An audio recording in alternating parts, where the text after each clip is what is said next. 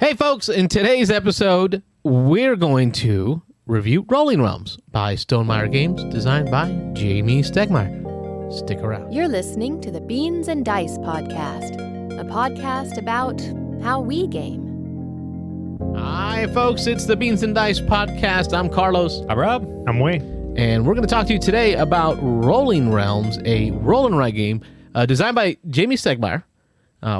Be transparent, he sent us a copy of the game. This is a game that came out, it was Jamie Stegmaier's design during the height of COVID. He wanted to put something out there, and he made it, originally it was just a print and play. He put the files out there, allowed people to print and play it at home. The positive feedback that came from it, he decided to then go ahead and make a full production copy as we got later into the COVID. And so this is a souped-up version of the old roll and write that he was giving away for free. And it's a lot of fun, but we'll get into those details here in just a minute. We would have played it sooner. I think that was the reason it sat on my shelf. And for me, my library isn't really about games that I'm playing or that I will play. It's more about supporting the designers and the companies that I like. Sure. And when Rolling Realms came out, I purchased it out of my own pocket because I wanted to support Stonemaier Games and Jamie Stegmaier with the design. But because it was a free play, it kind of got tucked in the back of my shelf and never came out. It just didn't come out. What's your experience with Rolling Realms, Wayne, before you saw it? I think it was the same thing. It was, one, I think it's awesome that Jamie and other designers during the pandemic did stuff that people could print and play at home and came up with games. And I think it speaks, though, to how good this is, spoiler, that it was a free print and play that's now been printed, but then there's a lot of other games that people gave out during the pandemic or designers did and put on board game BGG and things like that haven't been printed. So there's a reason why this game got printed, right? And I think that's, it definitely hit some spots. Yeah.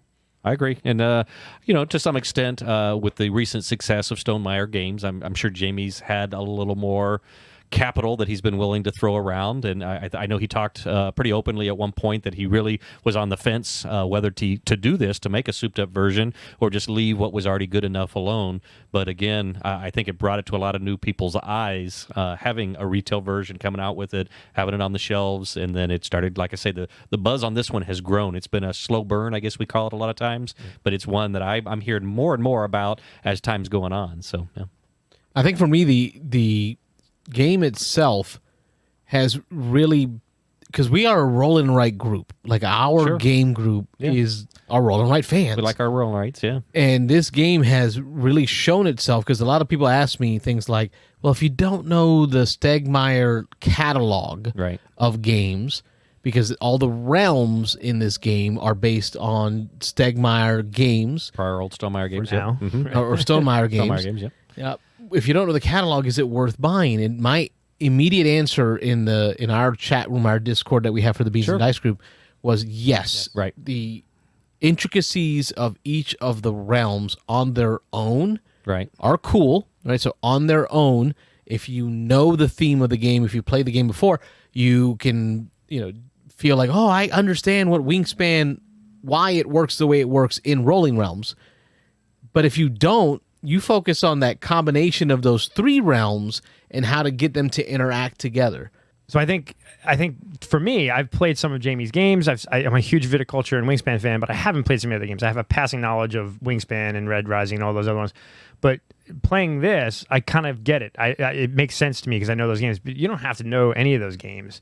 And I think what's really cool is how do the three games interact or synergize in the game to help score, and that's really where the game has its depth to me. So you don't have to know the games, and I think we've already seen with Terra Mystica.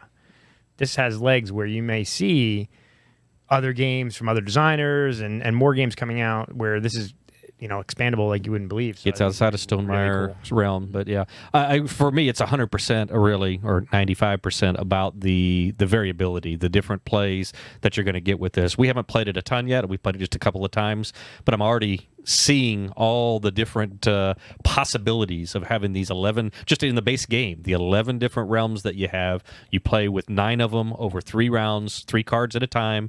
But each time you do it, you shuffle them and put them in a different order. And so every time you play, those intricacies in the replayability of trying to combo up the Wingspan card with the Scythe card, with the Euphoria card, or the Viticulture card, and just the different combinations that those are going to come out in naturally just by shuffling them and playing them.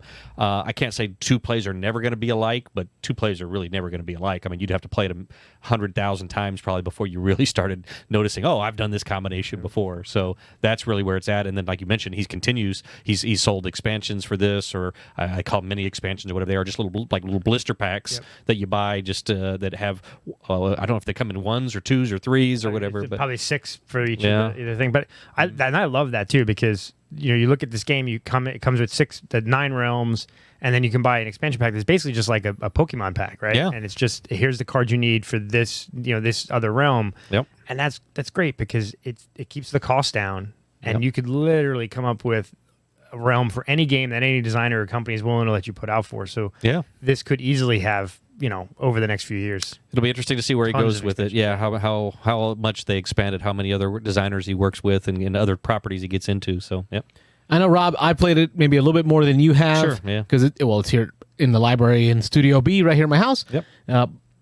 I think what I liked about this and what's different is a lot of the roll and write games or flip and fill games that you and I play, I mean, we've known each other a long time. Sure. I feel like whenever we play a roll and write game, we tend to hit the same buttons we for a long time. Yeah. we see the strategies, we have similar strategies.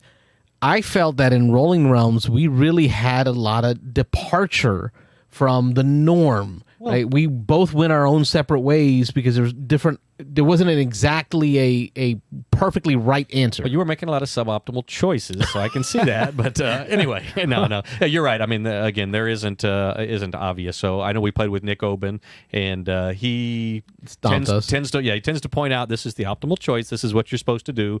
And there probably is a fair amount in there because this isn't an overly complex game. There's not a ton of choices. There's not a ton of stuff to think about from game to game. I mean, again, those little intricacies on how they work together are fun. How the 3 different realms at that moment synergize. Right. And I think that's what I really loved watching. I admired how you didn't focus on just placing dice. You focused on how to connect the 3 realms so that one realm helped another realm. Sure. Or you made up for a weakness of a realm. It was so cool. You have to look at how you get them all to match. And we played a game earlier tonight, and for the first and third turns, we had very divergent paths. I mean, if you looked at our boards, I was doing stuff totally different with the dice, but we both scored within about a point of each other, a star of each other. It was that middle one where I found a route that scored me 13, 14, and you only had 7. That was what won me the game. But for the first and third, though, we were pretty far apart on our strategy, but we scored pretty similar. So there is ways to maximize the synergies in different ways. I don't think there's one, like, okay, with these 3, you have to do it this way every time to score, because we proved that tonight. We kind of. But I like that opportunity for failure, as Robert called it, suboptimal choices. Right? I did in the second round against Wayne. I did make suboptimal choices, and it cost me a lot. Yeah. I think a 6-point differential in that second round when we played. And no matter how hard I tried in the third round, all I can do was keep up with you, although we went completely different routes. Right. Overall, so kind of wrapping up our thoughts. Yeah. Giving you an idea of how we feel, because we want to keep it short. It's a sweet game. It is a short, sweet game. My thoughts are, as a roll and write, this is solid. Oh, yeah. Solid roll and write.